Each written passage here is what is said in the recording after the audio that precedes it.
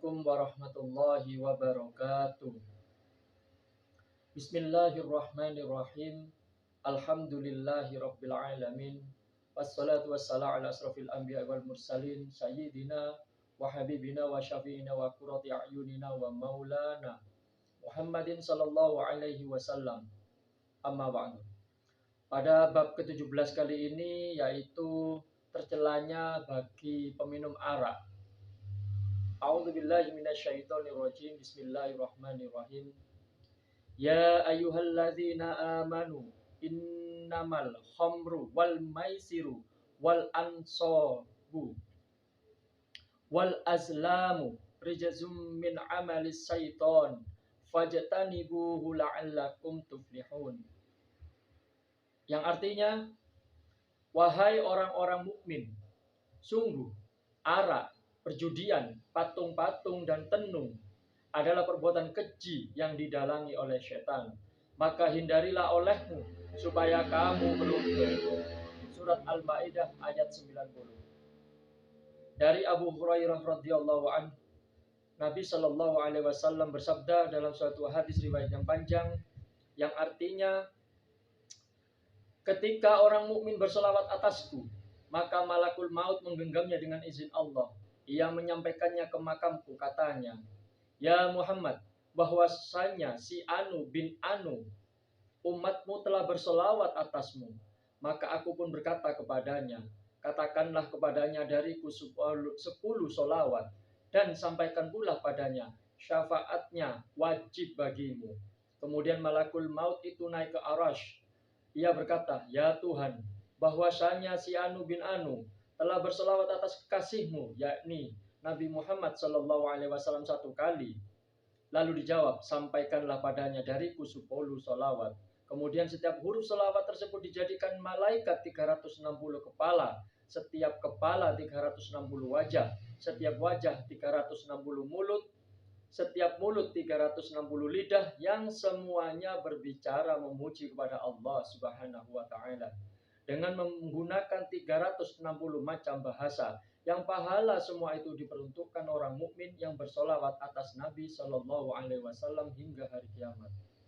Diceritakan bahwa Nabi Nuh alaihissalam ketika menanam anggur dan pohonnya tiada subur, lalu datanglah iblis berkata, ya Nabi Allah, kalau Anda menginginkan pohon anggurnya tumbuh subur, maka perkenankanlah aku membantumu dengan menyembelih 7 hewan untuk pohon tersebut. Jawab Nuh alaihissalam, lakukanlah. Maka iblis pun mulai menyembelih harimau, beruang, macan tutul, anjing, jago, alias ayam, garangan. Lantas darah hewan-hewan tersebut disiramkan pada pokok pohon anggur. Maka dengan demikian suburlah pohon anggur dan berbuah 7 macam rupa atau warna, yang sebelum itu hanya 1 warna. Itulah sebabnya orang yang suka minum arak menjadi buas bagaikan harimau, kuat bagaikan beruang, pemarah bagaikan macan tutul, suka ngomel bagaikan anjing hutan, suka membunuh bagaikan anjing biasa, suka balas dendam bagaikan garangan, dan suka berteriak-teriak suara bagaikan ayam jago. Tercantum dalam Hayatul Qulub. Dari Abu Hurairah radhiyallahu anhu, Rasulullah Shallallahu alaihi wasallam bersabda, yang artinya, tiada seorang pelacur atau orang yang suka berzina ketika berbuat zina itu disebut mukmin, dan tiada pula disebut mukmin seorang pencuri yang tengah beroperasi dalam pekerjaannya, dan tidak pula disebut mukmin seorang peminum yang tengah minum araknya. Hadis riwayat Bukhari. Macam-macam pendapat dalam syarah hadis, yaitu pada kalimat tersebut huruf wawu sebagai penjelasan keadaan hal atau takdirnya, yaitu keadaan meminum arak, tidak dapat disebut mukmin menurut pendapat Imam Syafi'i, dan pendapat demikian berdasarkan bahwa amal atau perbuatan itu merupakan bagian dari iman sempurna. Sedangkan pendapat kami, amal atau perbuatan itu tidaklah mutlak dari bagian iman atau iman sempurna. Oleh sebab itu, orang yang meninggalkan perbuatan tersebut berarti masih tergolong mukmin.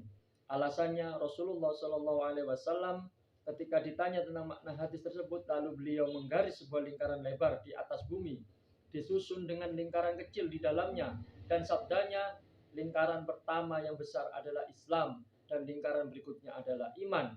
Maka jika seseorang berbuat dosa-dosa seperti minum arak, berzina, mencuri, dan lain-lain, berarti ia baru keluar dari lingkaran kecil yang masih berada di lingkaran besar.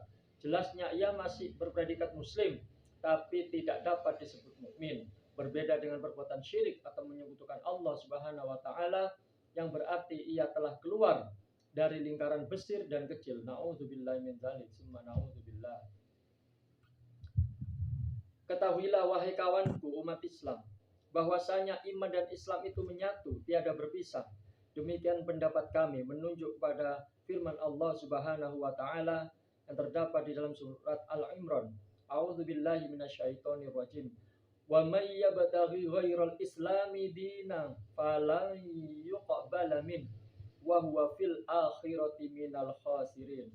Yang artinya, siapa yang memeluk agama selain Islam, maka tidak bakal diterima darinya. Bahkan di akhirat tergolong manusia yang merugi atau tertipu akibat salah pilih, yakni memilih neraka daripada surga. Surat Al-Imran ayat 85. Dari Ibnu Abbas radhiyallahu anhu, Rasulullah shallallahu alaihi wasallam bersabda, yang artinya, siapa beriman pada Allah dan hari akhir, janganlah duduk di lingkaran pesta di mana arak dihidangkan padanya. Hadis riwayat Tabrani. Juga dari hadis Abu Hurairah radhiyallahu anhu, Rasulullah shallallahu alaihi wasallam bersabda, yang artinya, ketika seseorang berzina dan minum arak, maka Allah Subhanahu wa taala mencabut iman di dadanya bagaikan manusia melepas kain atau baju dari kepalanya. Hadis riwayat Al-Hakim. Dari Abu Hurairah radhiyallahu anhu, Nabi Shallallahu alaihi wasallam bersabda, yang artinya, ketika seseorang berzina atau minum arak, maka imannya terlepas di atas kepalanya bagaikan bayang-bayang. Kemudian iman tersebut melekat kembali sehabis berbuat perbuatan tersebut, zina atau minum haram. Hadis riwayat Bukhari. Al-Faqih Abu Laits mengingatkan, hindarilah minum arak, sebab di dalamnya mengandung 10 bencana yang membahayakan. 1. Menduduki tingkat manusia gila yang menjadi bahan ejekan atau ketertawaan anak-anak di kalangan manusia. Yang normal atau sehat akalnya ia sangat tercela. 2. Arak adalah faktor penyebab hilangnya akal dan hilangnya harta atau pemborosan. 3. Menjadi faktor penyebab terjadinya permusuhan, pertengkaran, perkelahian, bahkan pembunuhan di antara sesama kawan. 4. Faktor penghalang atau mengingat atau berzikir kepada Allah dan melakukan sholat. 5. Faktor pendorong perbuatan jahat seperti zina dengan istrinya, sekalipun status umum masih istri, sebab tidak menutup kemungkinan ia telah mentalak istrinya dikala gila atau tidak sadar.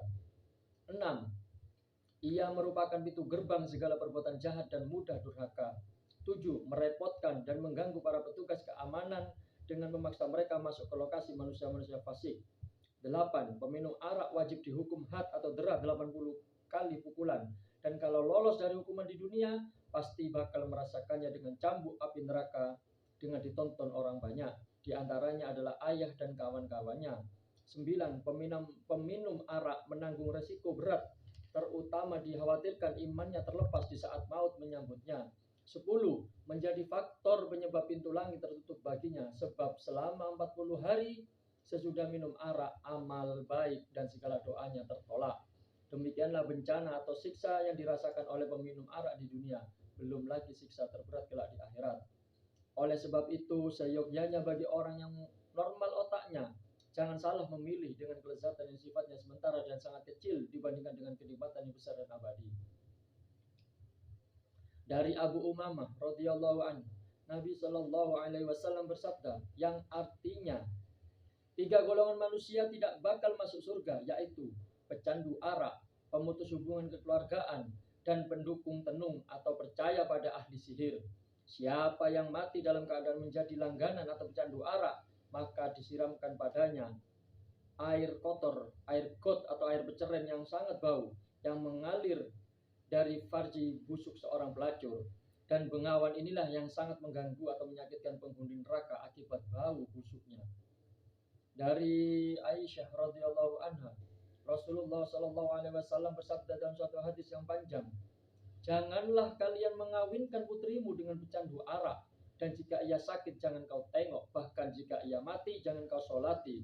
Demi Allah yang mengutusku sebagai nabi, tiada orang yang suka minum arak kecuali manusia yang terkutuk, dan telah ditetapkan di dalam kitab Taurat, Injil, Zabur, dan Al-Quran.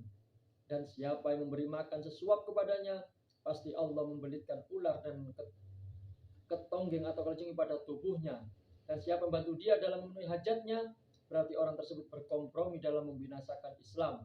Dan siapa meminjamkan uang kepadanya, berarti ia telah berkompromi dalam membinasakan orang mukmin. Dan siapa yang bergaul dengannya, berarti ia telah bersiap-siap menjadi orang buta, tiada pegangan kelak di akhirat, terhina, dihalau oleh Allah Subhanahu wa taala. Al-Hadits. Aneka macam dosa besar. Sebagian ulama menyebutkan dosa-dosa besar yaitu syirik kepada Allah Subhanahu wa taala, membunuh manusia tanpa hak, pecandu arak, pelacur atau bezina, homoseks, menuduh orang mukmin terhormat baik pria maupun wanita dengan tuduhan zina tanpa 4 orang saksi, berani durhaka kepada bapak ibunya yang muslim, baik yang masih hidup muslim atau muslimat, baik dengan ucapan ataupun tindakan, lari atau kabur dari perjuangan atau medan perang, baik dari organ seorang atau 2 orang, menyantap harta anak yatim secara zalim, saksi dusta, makan riba, sengaja berbuka di siang bulan Ramadan tanpa uzur, memutus hubungan persaudaraan, sumpah durhaka, merampas harta orang secara zalim, mengurangi ukuran atau timbangan dalam jual beli, sholat sebelum tiba waktunya, mendamprat orang Islam tak bersalah, mencaci Nabi SAW dan mendustakannya, menyulap persaksian tanpa alasan nyata, memungut uang liar atau suap atau pungli, menyiksa diri dengan bunuh diri, atau memotong bagian tubuhnya atau anggota tubuhnya, mengejek, memfitnah pria wanita, memfitnah di hadapan si dolim, tenung atau sihir, enggan berzakat, menyuruh berbuat mungkar, mencegah kebaikan, menghina ulama atau ahli ilmu, membakar hewan, dan seorang istri yang membangkang suaminya tanpa alasan. Semuanya tergolong dari dosa-dosa besar. Dari Utsman bin Affan radhiyallahu anhu, Nabi Shallallahu alaihi wasallam bersabda di dalam suatu hadis riwayat yang sangat panjang, hindarilah olehmu arak, sebab ia merupakan pangkal kekejian. Ada seseorang pria di zaman dahulu, semula tukang beribadah dan suka menghindari keramaian, lalu ia tergoda seorang wanita yang sangat brengsek. Al-Kisah, wanita tersebut menyuruh seorang pembantu padanya. Ia berkata, kami mengundang Anda untuk membuat pernyataan. Dan pria itu pun memenuhi panggilannya. Ia masuk ke rumah wanita tersebut. Di sana telah disiapkan seorang anak putra atau anak kecil dan botol berisi arak di sisinya. Setelah menutup pintu, wanita itu berkata, sebetulnya kami mengundangmu ke tempat ini bukan untuk membuat pernyataan, tapi kami hendak memaksamu supaya memilih di antara 3 pilihan. Membunuh anak kecil putra laki-laki ini, atau bersetubuh denganku alias berzina, ataukah minum segelas arak. Ingat, kalau sampai engkau menolak pilihan, pasti aku akan berteriak dan membongkar rahasiamu ini. Maka dalam keadaan demikian pria itu berpendapat atau memilih yang dianggapnya ringan. Sahutnya, kasihlah padaku segelas arak. Lalu wanita itu pun memberinya minum hingga mabuk. Dalam keadaan mabuk atau tak sadarkan diri, pria itu merayu wanita brengsek tersebut dan bersetubuh dengannya. Dan tahap berikutnya ia sampai hati membunuh anak laki-laki di sisi wanita tersebut. Oleh karena itu hindarilah olehmu arak, sebab antara iman dan minum arak tidak bakal menyatu di dalam tubuh atau dada seseorang untuk sepanjang masa, kecuali memilih salah satunya atau minggir salah satunya. Hadis riwayat Ibnu Hibban di kitab Sahihnya. Di sini juga diceritakan riwayat tentang Barsisa. Barsisa adalah salah seorang korban keganasan arak. Semula ia tekun beribadah, tapi akhirnya dikutuk oleh Allah Subhanahu wa taala akibat minum arak. Demikian inilah ceritanya. Selama 220 tahun Barsisa beribadah kepada Allah Subhanahu wa taala tanpa maksiat sekejap pun. Bukan hanya itu yang membuat populer di kalangan masyarakat. Saat ia punya asrama atau pondok yang sangat besar yang mampu menampung mahasiswa atau santri yang tercatat 60.000 elit yang sanggup menjelajah angkasa terbang di udara tanpa peralatan modern secanggih teknologi di abad mutakhir ini. Namun semua itu hanya berkat ketekunan ibadah yang dilakukan oleh Barsisa. Popularitas Barsisa bukan hanya di kalangan masyarakat bumi saja, bahkan di kalangan masyarakat langit para malaikat tertegun melihat kenyataan ibadah yang dikerjakan olehnya. Namun Allah Subhanahu wa taala mengingatkan dengan firman-Nya, "Kenapa kalian mudah kagum kepadanya? Sungguh aku lebih mengetahui pasti hal-hal yang tidak kalian ketahui. Sesungguhnya ia bakal menjadi orang yang kafir, penghuni neraka sepanjang masa akibat minum arak." Maka dengan ini iblis memantapkan diri bahwa Barseso bakal binasa atau jatuh di tangannya. Setelah ia mendengar firman Allah Subhanahu wa taala tersebut, langkah pertama iblis datang ke tempat peribadatannya menyamar sebagai ahli ibadah. Ia memakai kain tenun dan memanggilnya. Jawab Barseso, "Siapakah Anda ini dan apakah tujuan Anda?" Sahut iblis, "Kenalkan, aku seorang yang ahli ibadah, datang dengan tujuan membantu Anda dalam beribadah kepada Allah Subhanahu wa taala." Selanjutnya ia pun memberi nasihat, katanya, "Siapa yang ingin beribadah kepada Allah, pasti Allah pun mencukupinya." Iblis pun mulai beribadah 3 hari tiada tidur dan tiada makan dan tiada minum. Maka Barseso heran, sahutnya, "Kenapa Anda tidak makan, tidak pula minum?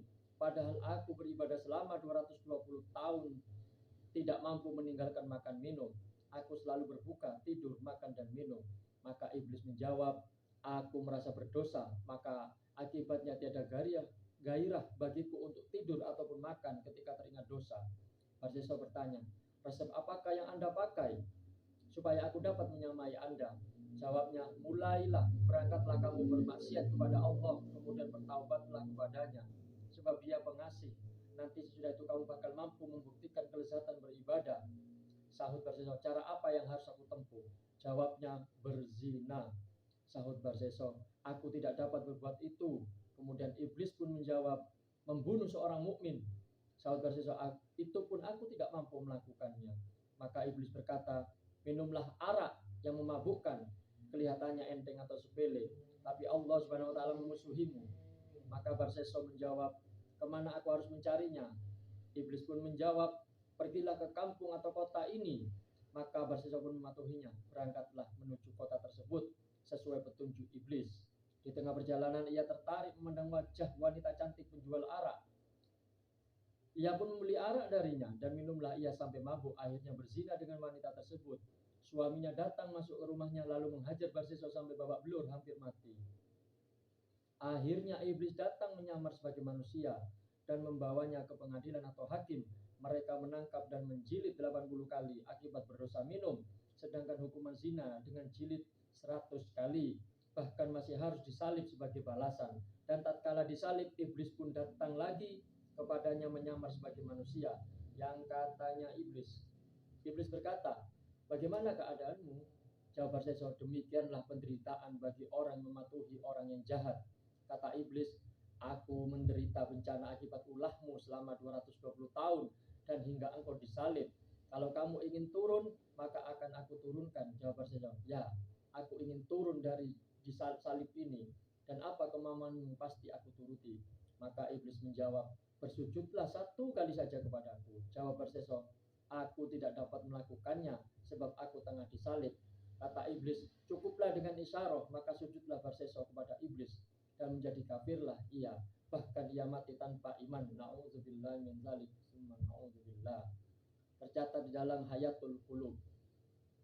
Diceritakan bahwasanya Abdurrahman bin Auf mempersiapkan makanan dan minuman. Ia hendak menjamu sebagian para sahabat Rasulullah SAW. Saat itu belum ada larangan untuk arak. Maka mereka pun makan minum bersama. Dikala mereka mabuk, tibalah waktu sholat. Dan salah seorang dari mereka diminta menjadi imam sholat.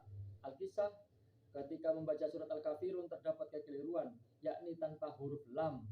Yaitu maksudnya begini, ketika membaca kul ya ayyuhal kafirun a'budu ma ta'budun wa antum 'abiduna ma a'budu, maka dengan peristiwa ini turunlah ayat la taqrabus sholata wa antum sukara. Kalian tidak boleh sholat dalam keadaan mabuk. Kemudian mereka pun tidak lagi minum di waktu sholat, tetapi mereka minum sesudah sholat isya. Hingga di saat sholat subuh, mabuknya sudah lenyap, sadar terhadap apa yang mereka ucapkan. Selanjutnya turunlah ayat yang melarangnya, innamal khamru wal maisiru, dan seterusnya, yaitu terdapat pada surat Al-Maidah ayat 90, yang artinya bahwasanya arak, perjudian dan lain-lain yang tersebut adalah perbuatan keji yang didalangi oleh setan. Yang dimaksud pada ayat la taqrabus shalah artinya kalian jangan memasuki sholat, jangan menegakkannya dan janganlah menghindarinya. Sebagaimana Rasulullah SAW bersabda, hindarilah masjid-masjidmu dari anak-anak kecil dan mereka yang gila. Tercatat pada Kasyaf. Setengah ulama menyebutkan ketika ayat yang melarang arak turun, maka sahabat bertanya, ya Rasulullah, bagaimana dengan saudara-saudara kita yang terdahulu yang telah meninggal dunia, sedang mereka suka minum arak dan menyantap uang hasil perjudian? Maka turunlah ayat sebagai jawabannya, yaitu surat Al-Maidah ayat 93. A'udzubillahi minasyaitonirrajim. Bismillahirrahmanirrahim. Laisa 'alal ladzina amanu wa 'amilus sholihat junahun fima ta'imu idza taqaw wa amanu wa 'amilus sholihat tsumma taqaw wa amanu tsumma taqaw wa ahsanu. Surat Al-Maidah 93, yang artinya tiada dosa bagi mereka yang beriman dan beramal baik akibat makanan terdahulu bila mereka bertakwa, beriman dan beramal baik, kemudian tetap bertakwa, beriman dan tetap bertakwa serta perbuatan kebaikan atau tetap berbuat kebaikan. Maksudnya yaitu gini, orang-orang mukmin tersebut tidak berdosa akibat makanan atau minuman yang selama masih halal dan mubah, tetap berhati-hati dari yang haram. Terus mereka tetap bertakwa dan beriman. Kemudian dan takwa dan iman tersebut membuat mereka berbuat kebaikan-kebaikan. Dengan kata lain, sifat-sifat demikian bagi mereka adalah merupakan pujian sikap mereka dengan beriman, bertakwa dan berihsan. Sebagai contoh, orang bertanya kepadamu, berdosakah si Zahid dengan perbuatannya di mana perbuatannya tersebut dibolehkan agama? Maka Anda pun menjawab, tiada dosa bagi seseorang melakukan perbuatan mubah menurut agama ketika ia berhati-hati terhadap hal-hal yang haram dan keadaannya mukmin dan muhsin. Anda menghendaki bahwasanya si Zaid adalah orang yang bertakwa, beriman dan berbuat ihsan, pasti ia tidak disiksa akibat perbuatannya. Tercatat Ikhtisar Tafsir Kasyaf. Demikianlah bab pembahasan tentang tercelanya perbuatan orang-orang yang suka minum arak. Semoga kita semua dan kelak keturunan anak kita terhindar dari segala dosa-dosa besar.